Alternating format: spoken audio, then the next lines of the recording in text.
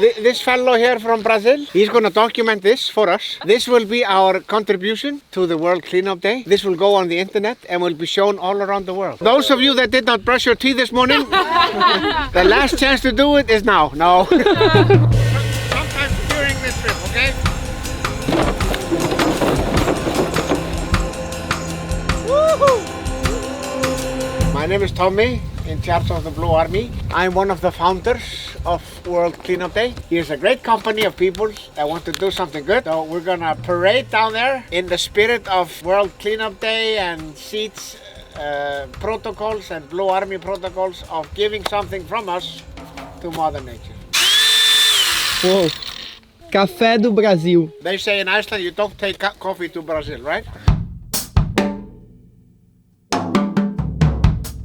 Important when you lose, you turn it into a win. Am I right, my sweetheart? This guy has been out here for a little while because it's sandblasted.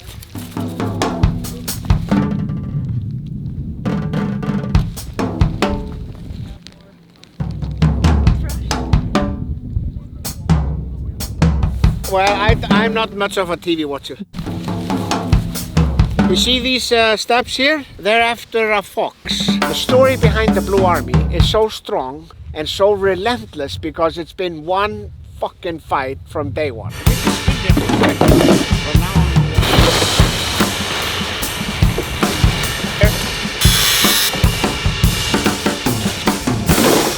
I can tell all the ministers that have been environmental ministers to wipe their ass with some moss because they haven't done a jack shit towards what really is demanding. I mean, Oscar and I, we applied for some fundings to clean Iceland this year. They haven't even answered. It's fucking September the 15th. They haven't answered our applications. What the fuck is wrong? And this was supposed to be the agenda.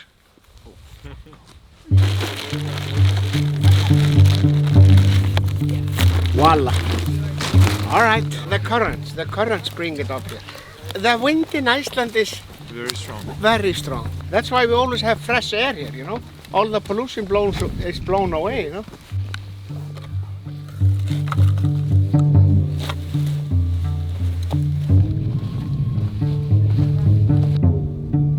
Blue Army has been active since 1995, so 27 years. And all by yourself? Yeah, I foster some beaches and I come there like every other year or sometimes twice a year, and it seems to be less and less. But the thing is, open areas where you don't go every day, they seem to have a lot of trash that has just blown. So whether it comes from some trash bins that tipped over and got blown and torn all over in the winter time, and I don't know, but mainly you can always tell whether it's household goods or fishery industry, hard plastic craters that have been washed overboard or thrown overboard or whatever, or come here with the currents.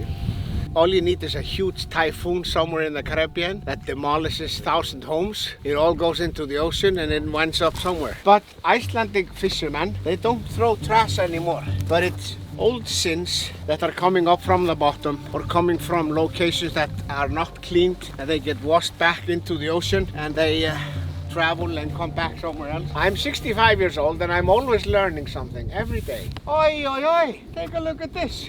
This is the older version of, it has like some tracking number, but this is what was inside of here was anti-submarine chasing buoys. So they would unlock this, get a piece of a buoy, put it on board one of the sub-chasing aircraft that were stationed here in Iceland, because there was a military base here. And then they would drop these out with regular intervals in the ocean to try to track the Russian submarines. Okay, round of applause for all of us. We were fantastic, right? Yippee-ki-yay! Is there anyone here that is a certified diver? I had 6,800 dives in 37 years, and I had 6,799 very successful dives, but I had one dive that was not successful. One of my students drowned in my training session, and despite that I wanted to or tried to revive, it didn't happen. So that day was a sad day. That was 14th of November 1998. So all the work that I do is dedicated to the memory of this student of mine.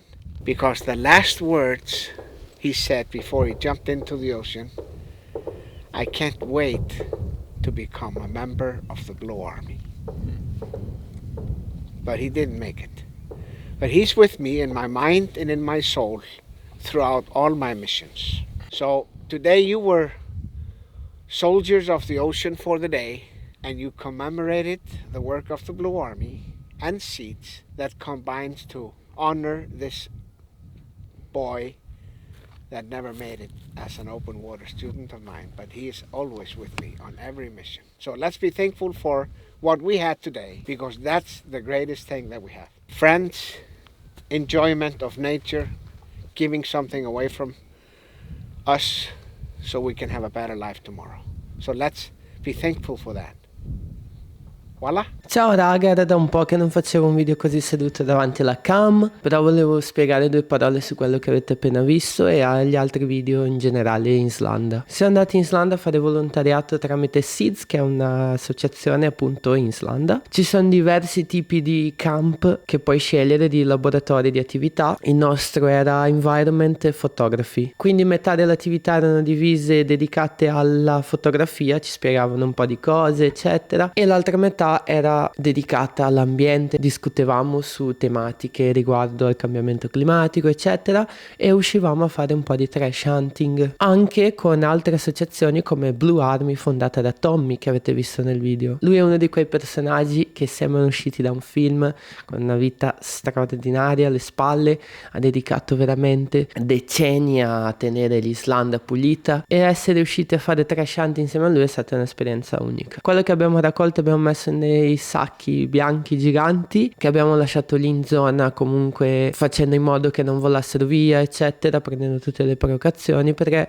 qualche mese dopo sono arrivati con un elicottero a portare via questi sacchi, perché ovviamente pesanti da trasportare eccetera, e si faceva prima con un elicottero. Non è solo quello che abbiamo raccolto noi quel giorno, ma tutto quello raccolto da altri volontari. Secondo me in generale fare volontariato, soprattutto in Islanda, è un ottimo modo per vedere un po' il paese, soprattutto dal punto di vista dei costi, che sono veramente alle stelle. Invece facendo del volontariato si riesce a risparmiare tantissimo, e ovviamente si fanno azioni positive per il pianeta. Ci sono diversi tipi di laboratori che puoi scegliere. Ad esempio nella casa dove eravamo noi, l'altro gruppo lavorava al giardino botanico. Sarò sincero, il camp che abbiamo fatto noi, ambiente e fotografia, era abbastanza leggero rispetto a quello degli altri che lavoravano al giardino botanico. E comunque alternate a questi lavori di volontariato c'erano le uscite, le gite, che comunque è bello vedere l'Islanda con gente. Comunque i volontari leader